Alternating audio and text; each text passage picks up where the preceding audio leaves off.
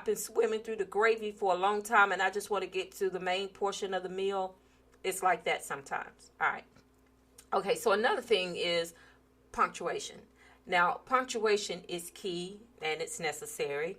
And it is a great idea to use a writing template or an add-in to help with placement in all the right areas of your document. Okay, and if you're using Microsoft Office, which Microsoft Word, you can do add-ins. Now, I'm not sure with any other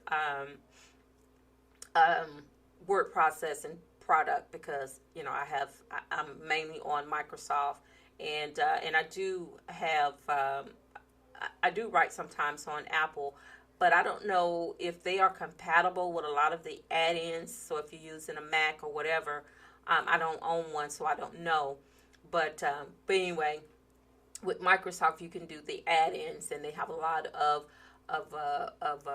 writing programs that help you with punctuation and other things. Grammarly is awesome. So if you don't have that one, you might want to get Grammarly. And Pro Writing Aid is another great one that will help you with all of that. It'll give you the breakdown of words that you're using too much. It tells you how many words you need to eliminate. It'll show you where you're lacking in certain features, whether it's dealing with punctuation or whatever. It's great to have both of those at your assistance. It's very great to have both of them. So if you don't have them, you might need to get them. All right. So and I shouldn't have to say this one, but I have to. Capitalization. It's not complex in the writing system. It's part of your, if you are, if you have to write something, or even if you're texting or you're posting something on social media, you don't start a sentence with a lowercase letter. You start it with a what? Capital letter. That's right. So the same thing applies when you're writing. Okay. All sentences start with a capital letter, and should be used accordingly. All right. Now, I understand that there are some tricky instances when considering whether you should or not, have a capitalization if it's within a sentence. And just remember the writing principles. Or if you can't do that, you can always Google them. Okay?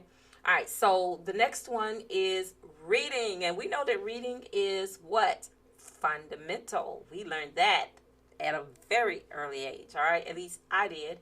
And it will keep you fresh and your vocabulary on point if you habitually read daily. And that's necessary. And I don't see how anyone can get through an entire day without reading something.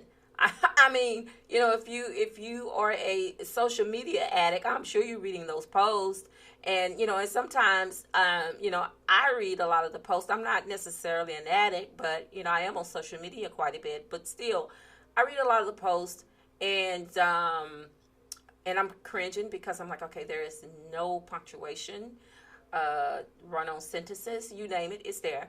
And so, but I'm like, okay, I'm not going to judge because I understand, they're not in anyone's class. They're just, they're just posting and, and if you're reading it, then fine. They don't need anyone critiquing their work. They're just posting. They're just commenting on whatever has been, whatever topic it was posted on in the first place. So anyway, but still, when you have a writer's eye, that's the first thing you see. It's like your eyes are drawn to those things and you can't help it. So, visually, as you're scanning those posts, you are diagramming sentences and putting capitalization and punctuation where needed. So I try not to do that, but I can't help it. But anyway, just remember that reading is fundamental. And